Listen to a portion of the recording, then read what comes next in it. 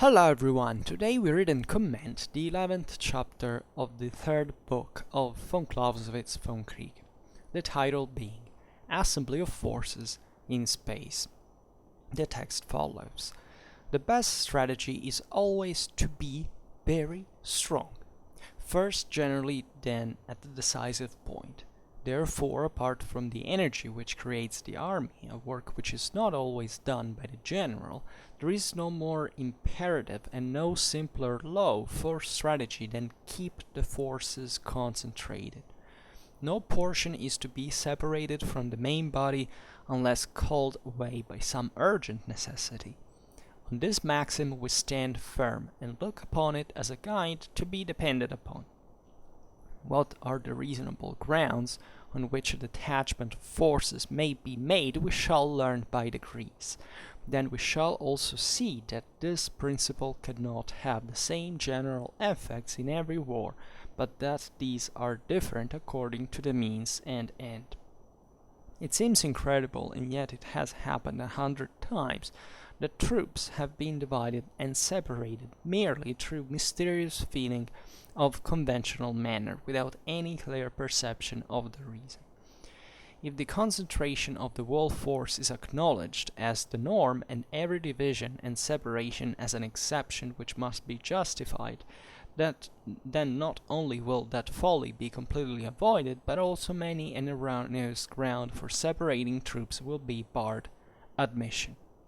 So today's chapter, as you see, is very short, but nevertheless very important as well, right? It almost seems as if, von Clausewitz was stating the obvious in here, but sometimes the most obvious things are objectively the most important, and we should never put them, in a wrong perspective, and giving them instead the proper importance, as von Clausewitz explains to us that the concentration of forces, right, mass, which is a principle, classical principle of the art of war, is, essentially the best strategy proper. I mean, if there is a concept that in strategy makes a lot more sense than the others in general, is to be always, of course, very strong. But as we've seen also from the previous paragraphs, this comes often through keeping your forces concentrated, right? To have this advantage, especially at the decisive point, and reaching therefore the greater results through it over the enemy proper, right? Not for itself, always remembering that this is a struggle between two forces. So there are many implications even just from this statement. Von Clausewitz basically says that we should start always from this point, right? This will be important in the measure in which we talk about forces proper. It will be very important, especially for the concept of Schwerpunkt proper, as these forces are not specifically or necessarily material, right? These forces largely pass through even material concentration, but they're not everything, right? As the way you can employ them is not to be meant exclusively from a physical point of view, as we have seen that actually the moral side of the story is more important, but still properly the dimension of employment can take fascinating paths that we will be observing ahead in the Vom Kriege. So always to bear in mind. So von Clausewitz writes that the best strategy is always to be very strong, right? So this is the obvious statement. You said, the best strategy is always to be very weak. Well, evidently not. And this is an absolute statement that is strengthened by the adverb always here, that, and very, of course, that relate both to time and the intensity of the force. So the time of deployment and the intensity of the force proper. So this naturally has as a consequence that you must really struggle very hard, that you must really make a great effort, right? As this force is not to be found magically under a rock and used it without making no effort, right? The forces employed in here are yours, right? And this means that in war, as we have seen throughout all the Vom Kriege, essentially it is the person that in many ways, let's say, we can't really oversimplify in these terms, but there is, after all, a sort of symmetry, right, in warfare that dominates, and that is the same cause of the force, the employment of force in many ways, right? Because rarely people were terrible odds even want to fight in that sense, and this passes not much through war, but through the decision of making war that refers to policy, etc. And that derives from it, and therefore triggers war. But it's obvious that given these boundaries, it's really the person who employs more effectively its own force, we could say, that has a greater possibility. But we've seen of winning. But we've seen in the previous chapters that usually, in fact, this symmetry tends to flatten this all. That is, even the skill of employing your forces has to do with the commanding ability and the military virtue of the army, is actually not to be dramatically different from enemy to enemy, right? It can be very important, but still, at least we've seen it with examples drawn even from Frederick the Great and Napoleon, from Clausewitz times. At the end of the day, it was rather maybe number, banally, that more than essentially in a ratio 1 to 2 couldn't really achieve victory, right? And that's a constant that is to be observed in this period between the end of the 18th and the beginning of the 19th century. So in that regard, doesn't matter if you were a Frederick or a Napoleon, but still there is this flattening factor, sum of factors that brings the wolf thing to actually be very strong properly, even in numbers, in the forces, in the brutal forces on the field. Napoleonic warfare is very important under this point of view, also from not just from a strategical, but also from a tactical point of view, that exemplifies this concept very, very well. Therefore, in many ways, in real warfare, what really makes the difference most of the times is really the intensity of the moral and physical forces involved that is going to make the difference. Hence, if you want the more persistent, the stronger person in even meant in resilient terms, I mean in resiliency terms, and that can continue, therefore always here, to be very strong at all times, right, for this long time, is normally the person who is going to win, right? This is like a brutal concept, because we all see that now. Von Clausewitz says, yeah, this is what war would basically be if it was, detached from the enormity of complications of the systems within which the same war is waged, right? So, of course, you can, for example, split forces making by in this way the best move in that regard, and therefore separating your forces, not keeping them concentrated. But every situation varies. Here we're talking by the average fundamentally, and mostly the underlying principles, right, that stands within the logic of warfare in absolute terms. So this is what von Clausewitz says. The best strategy is always to be very strong. First generally, then at the decisive point. This is also another important concept, because, as we've seen before, it's the motto "Getrennt marschieren, vereint schlagen" that sums up the concept. Be march divided and hit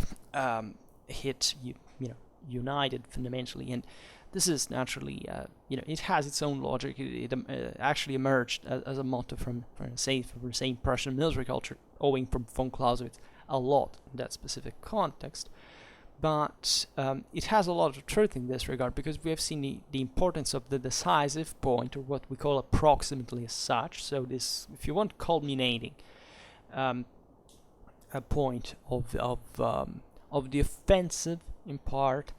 This is not the Schwerpunkt yet. This has to literally with the greater clash that basically is brought by many factors to happen at some point, so that you don't have much of an option to avoid. And we have seen in the Vom Kriege, in the sense how the military logic brings you even to clash more frequently than you wouldn't, right? In the sense, at least as a tendency, as a direction, that eventually reality mitigates, but that ideally should, and even practically in this regard, it is what the military action should tend towards, right? You should be eager to fight rather than say, okay, let's try to fool around and to lose time. So once again, in relative terms, you may have actually pretty damn good reasons to do so, but in absolute terms, on average, in war, this is the other way around, right? The decisive point is fundamental because it's not just what the most important one, but it is so because it is to bring the matter to a settlement more rapidly, right? So everybody wins in that sense. That is, there must be a winner, there must be a defeated, right? And we're still in the realm of the art of war per se, not considering what politics can come to deform at every single moment, and it actually always does. This will clash on the field, but it is what war should be about. Right, the most humanitarian type of war, according to Von Clausewitz, and he's pretty damn right, is actually the quickest one, and in this sense also the most violent one at the single moment. Right, we have explained these concepts actually in the first book. And no, this has nothing to do with the physical elimination of the enemy. It is to say, it's not that the world should start taking nuclear weapons at each other, right, to solve that more quickly. This is what the logic of war would have on its own if politics wasn't involved and society wasn't involved. That is, even here, not even necessarily, and it's very difficult to say whether the best or the worst thing. This has to do with the reasons with which you fight that are completely excluded from the Vom Kriege, right?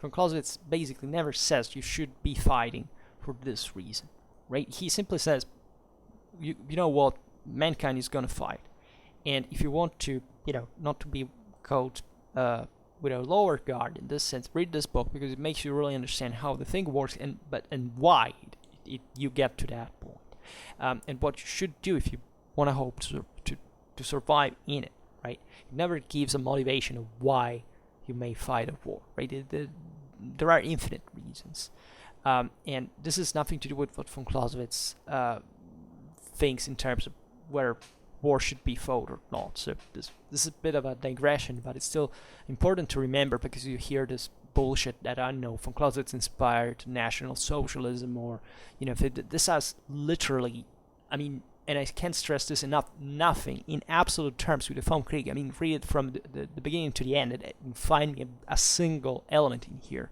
that has to do with that. Right? There are very stupid people that quote, for example, von Clausewitz when states that that he talks about the good politician, and says that he can't wage war, better wars in certain ways, but he's not giving the motivation of why. He's simply evaluating the politician in the measure in which he employs the military instrument that can be employed for any reason, right? Right, it could be the Allies or the Nazis in World War II.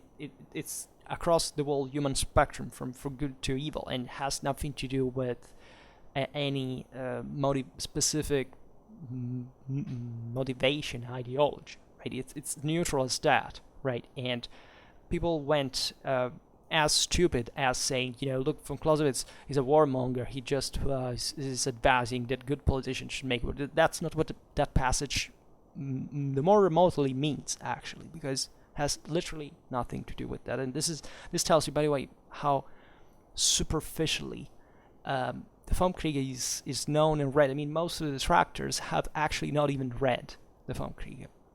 You may think Keegan knows, but they didn't read it. Little Heart, they didn't read it. It's not that they didn't study it, didn't understand it. They didn't read it.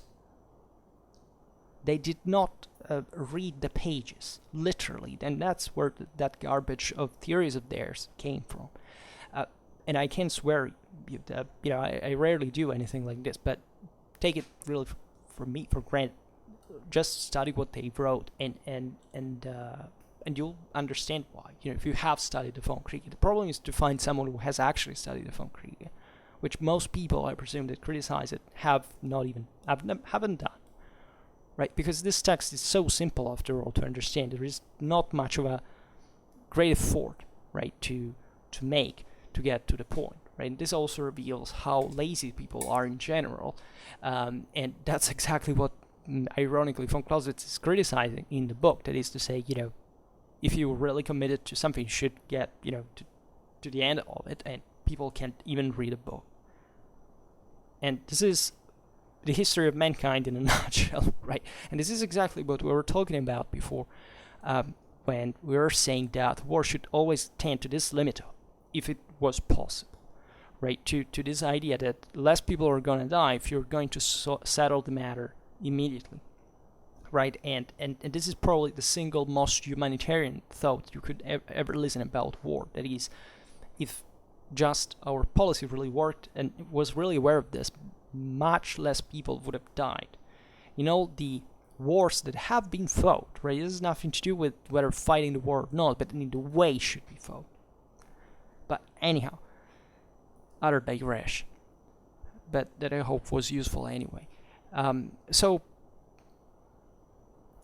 going on, von Clausewitz writes, therefore, apart from the energy which creates the army, a work which is not always done by the general, there is no more imperative and no simpler law for strategy than to keep the forces concentrated, right? So there is, this side of the story that pertains to the assembling of the armed forces per se, and where they're trained, they're equipped, and they are formed, and etc. That has not properly to do, as we've seen in the second book, with the theory of the art of war per se, right?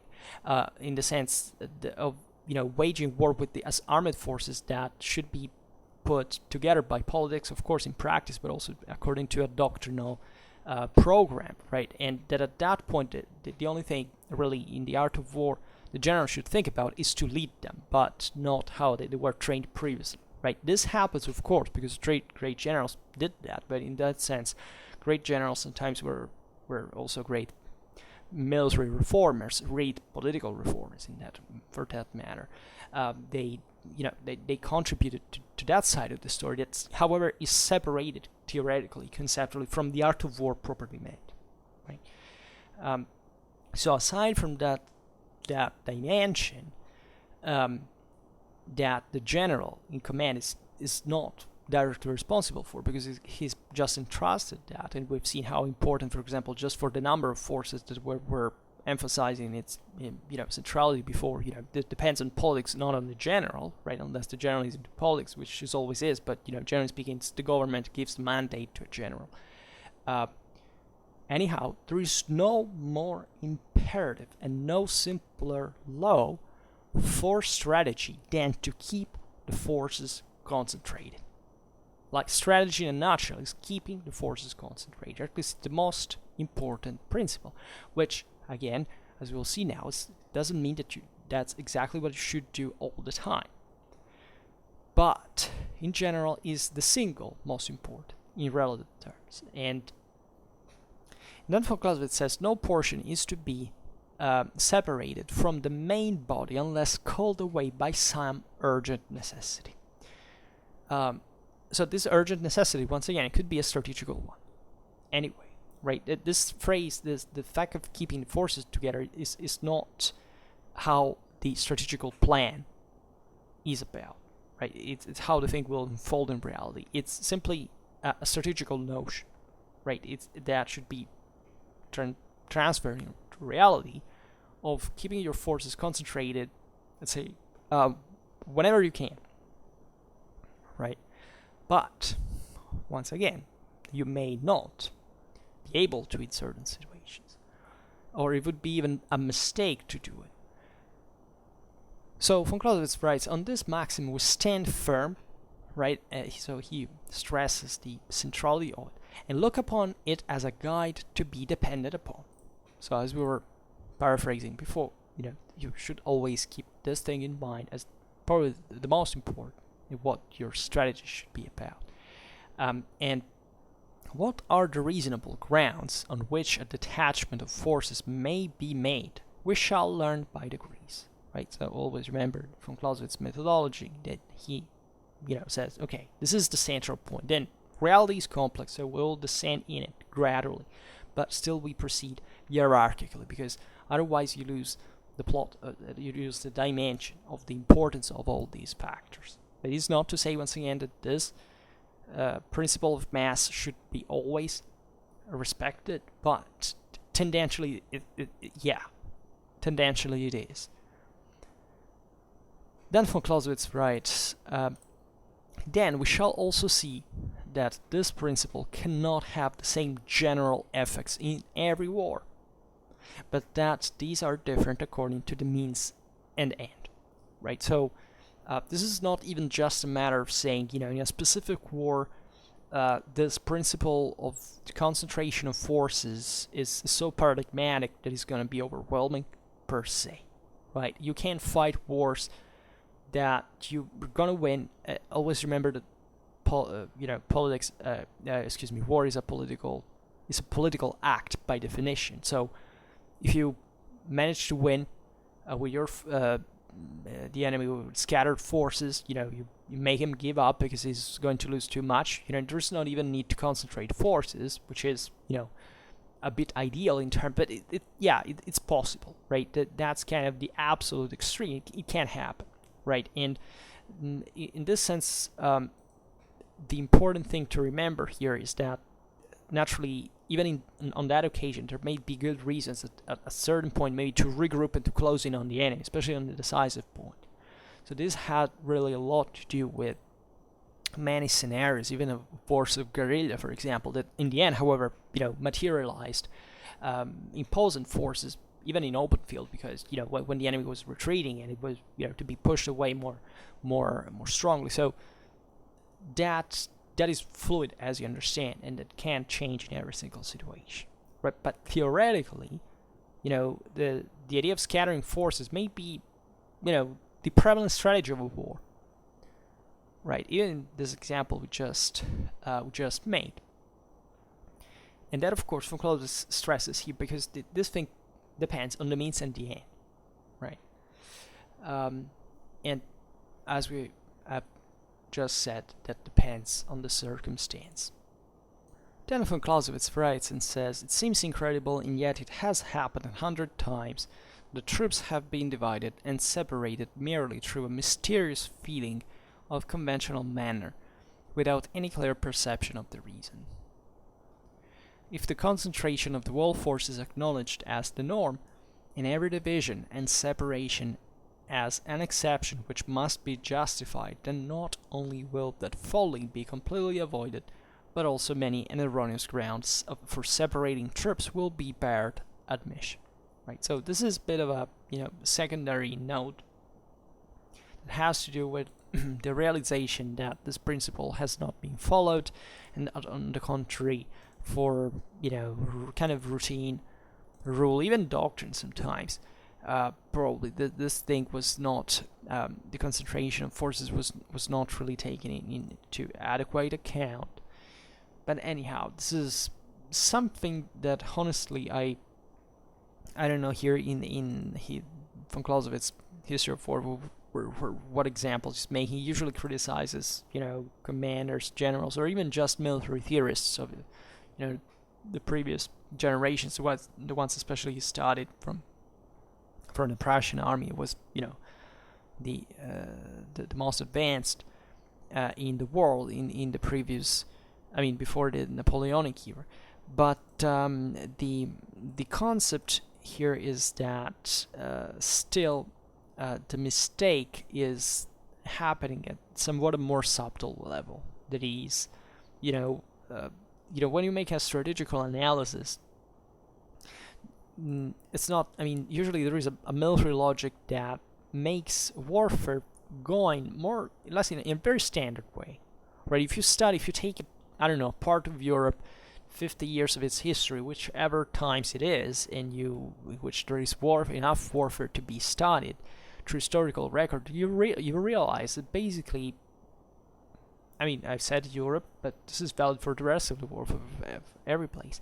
The way people fought in this broader strategical term was basically the same. I mean, the principle of mass is something that, has always been respected, historically speaking. In the greater lines, I mean, look at how armies fought on strategic scenarios. It's always been like that, right? There's never been someone who said, now we have to think about it, seriously and deeply to figure it out, right? That's something that has always happened. The point, though, is that when you make a strategical analysis, and believe me, these problems can be very, very complicated to solve because there are many different options at once. The point here is not just saying, we should, as Von Clausewitz just said, by the way, it's not that you can applicate the concentration of forces and avoiding every split every single time.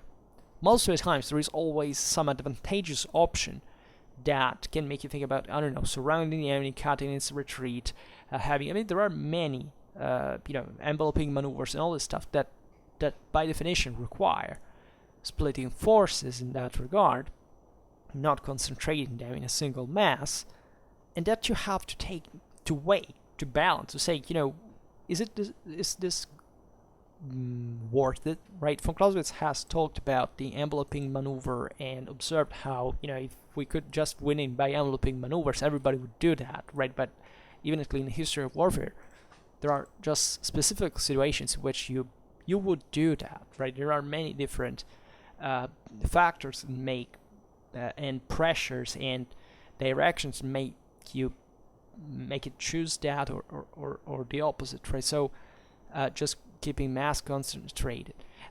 So the point we're making here is that when strategical problems become more complicated, tendentially speaking, you start trying to sort out all the various possibilities, right? So within the limits of the foreseeable, let's say, at least in statistical terms, in probabilistic terms, as Von Clausewitz says, we make strategic analysis. And what Von Clausewitz is saying here is that tendentially you should be aware that splitting forces has a cost in this regard. That even if maybe that's genial as an operation, right? First of all, it takes an effort to do. We've seen it in I don't remember which chapter it was, but it was about maneuvering in this regard, and saying, be aware that has a cost, for example, so that the mass is not just an advantage in the moment in which you keep forces concentrated and anything comes at you, but it also entails that when you split forces, you're losing energies in a way, right? So there is all a kind of economical, physical principle in here that should be taken into consideration, and the point here is that you should always be aware of that even brilliant moves could be are generally more risky, right? The more the plan is elaborated, the more it's gonna go bad statistically, right? That could be still enough, right? If depending in fact on the strategical situation that you must evaluate, must assess, right?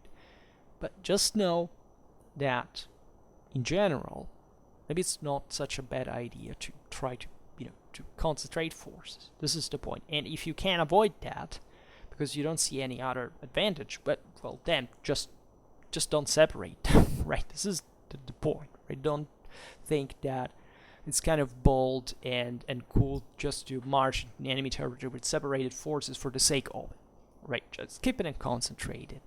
And this, as we will see, has actually a logic behind it, right? As this concentration of forces is by definition what basically uses not much more force, but also tendentially more power in absolute terms, right? It requires, a greater force is difficult to stop in its action, right? So it's something that you can't, that has a greater impact wherever it goes, and this is really the concept that lies within this, right? That a split force in this regard is also individually weaker, right? And but this is once again kind of obvious, right? We've seen other examples, like when Napoleon knocked out all the attachments of Blücher, for example, in 1814, and the thing, was as simple as that, and he was overwhelmingly advantaged. Of course, the same number of forces that constituted the entire Prussian armies were split in three, and he knocked them out, all of them. But that's a good example that shows you how, in that case, that was a bad move. But at the same time, there were reasons why they were, thinking that Napoleon would have not done that. So this, once again, is entering in other fields, but it's still a good example to make you understand what may happen. For example, right, if your forces are caught out in the open. Whereas we will observe, for example, how the thing works with guerrilla, for example, or with other situations that require maneuver and seizing important strategical positions, whatever. But in general, right, the best strategy is always to be strong, and there is no simple law for strategy than to keep the forces concentrated. This is the most important thing of all, from which many others derive. In fact, in the next chapter we'll be reading about the assembly of forces in time. Right, von Clausewitz makes interesting examples here. The chapter is rather long, so we'll have to split it, I suppose, at least in two. But anyhow, we'll see it next time. For now, just hope that you enjoyed this video. If you did, please share it. Otherwise, leave a like or subscribe to my channel if you're interested in my upcoming contents. And for now, I thank you heartily for listening to me. I wish you a nice time and see you next time. Bye.